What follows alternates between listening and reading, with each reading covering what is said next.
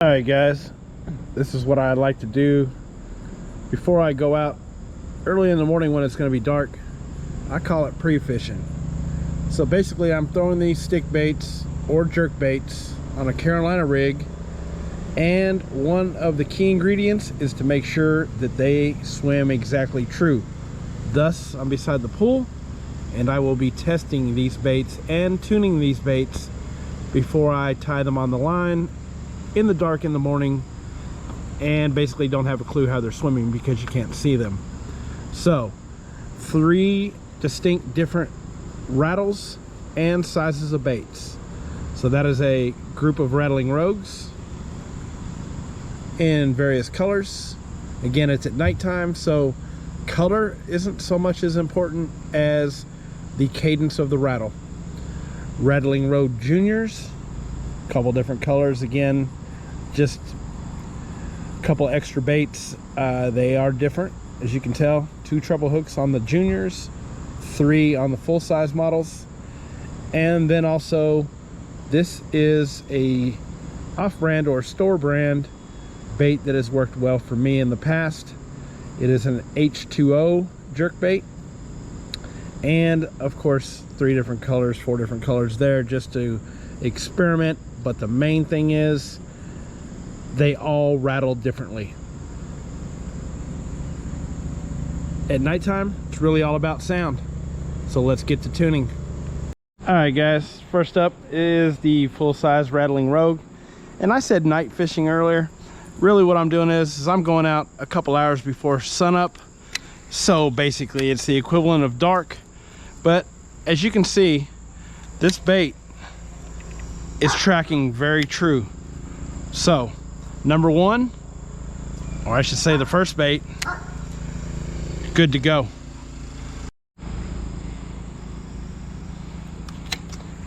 Another thing, guys, is there are floaters and suspending baits. And if you notice this bait ripping through the water, and I was trying to tune the bait for the amount of current that I'm fishing in. So in other words, I'm going to be fishing at current, and the current's going to be faster than that. So although the bait swims correctly at that speed, that's not what I'm fishing in. I'm fishing in at least a couple of mile-an-hour current.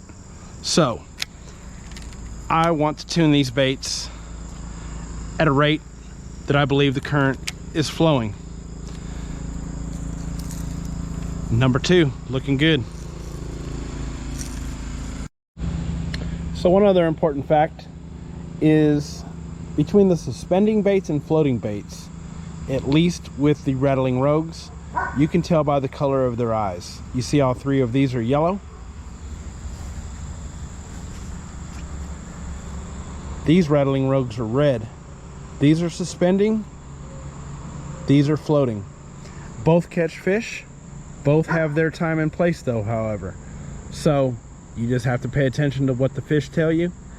They'll let you know what they want, whether it be a suspending bait or a floating bait. One just rides a little higher in the water column on the Carolina rig setup that I'm using. Let's get back to tuning.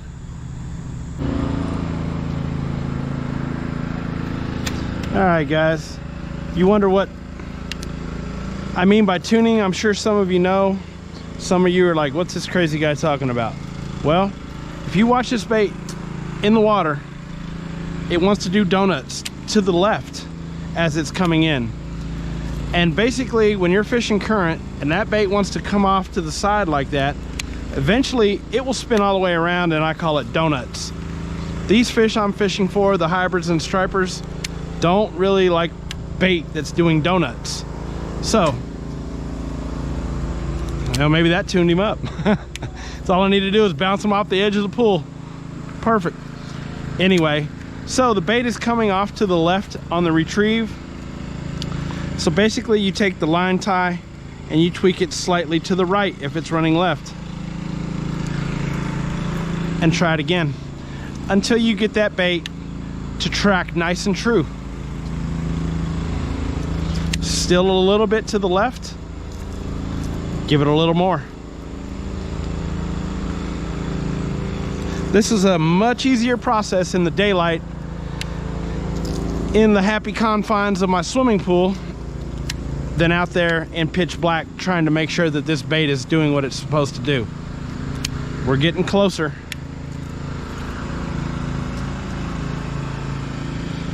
Now it's tracking nice and true. So when I tie this bait on in the early morning hours when it's pitch dark out, I have confidence that it's not doing donuts. And that's how you tune a bait. All right, here's another example of a bait. Brand new, right out of the box, never seen the water, and it's running a little erratic.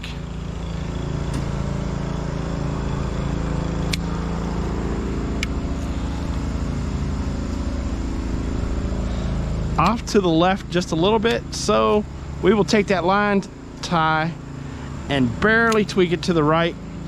And this goes for after you've caught a fish. These hook hangers actually are nice and square with the bottom of the bait, and after you've caught fish, they really tweak those out and get them all bent. So if you do all this procedure up here with the line tie and it doesn't track true for you, check these. Oftentimes they're twisted sideways or bent over, you know, and even the hooks, if their gaps are widened out, you know, that matters as well. So it's a couple different things, a couple different ways to look at making your bait track true. And really that's what it's all about, getting that bait to go through the water like a real bait fish.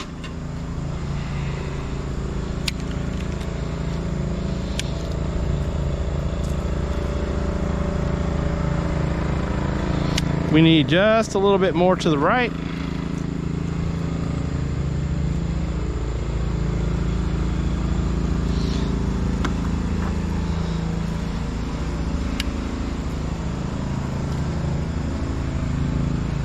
And that looks pretty good right there.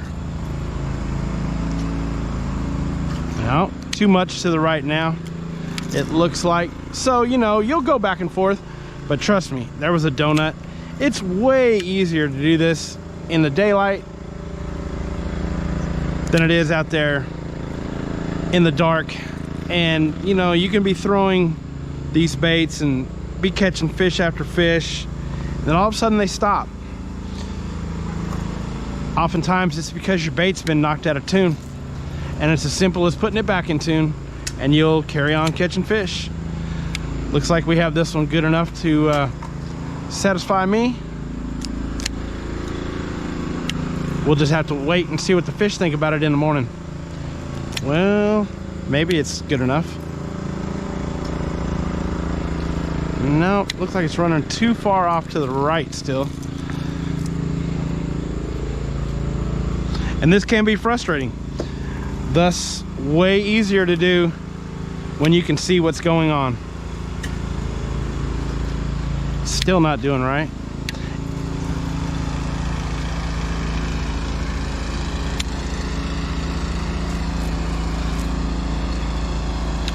Sometimes it takes a minute, but trust me, the time you spend doing this, it will definitely produce more fish for you. And this works for square bills, any crankbait, any kind of bait that I've thrown. I always check the tune before I throw them. Brand new out of the box, sometimes they're not right. And to be honest with you, sometimes there is no getting them just right. Sometimes they're put together cockeyed, and that's just part of it. But most times you can tune that stuff out.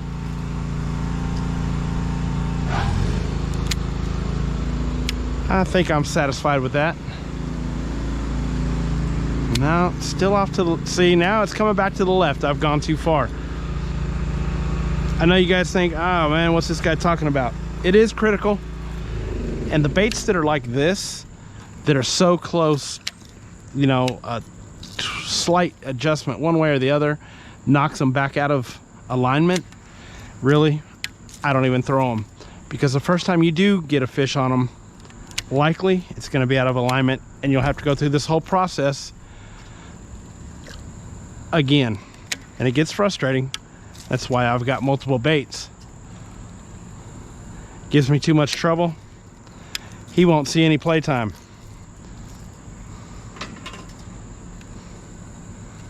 Yeah, this is one of those, guys. It happens. It's about 1 out of every 10 baits maybe, that maybe higher than that, just will not act right.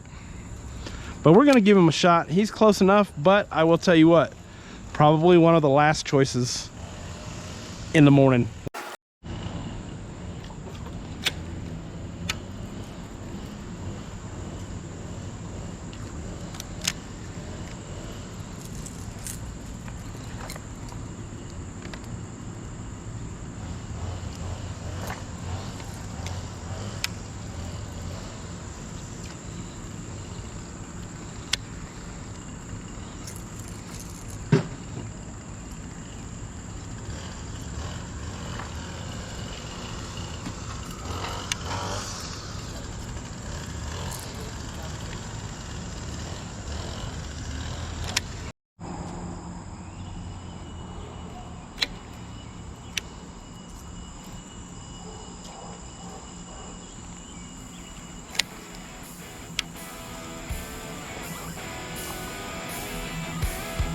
Surprised that shark didn't bite that.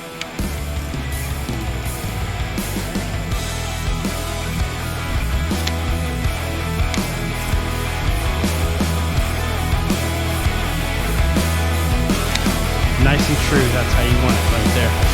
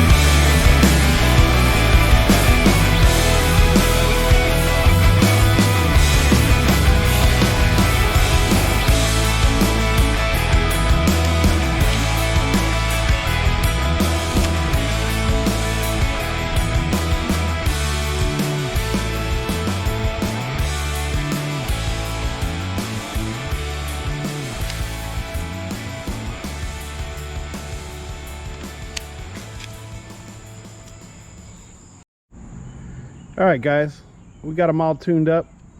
I've got a lot of confidence in all but one of them, and like I said earlier, that'll be the last one. It'll be that guy right there to go on the hook.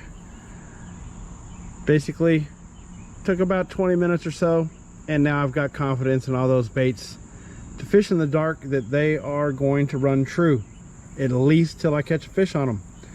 We'll let the fish dictate what I do after that, but having a little variety and a little selection as far as the rattles go, lengths, floating, suspending, so forth. I try and give myself all the advantages I can, and that's one of them, guys. Hopefully, if you didn't know anything about tuning baits, you do now, and hope you guys can catch some more fish if your baits need to be tuned up. You guys stay tuned. This wraps up the pre-fishing portion. We'll get after it tomorrow early. We'll see you guys then.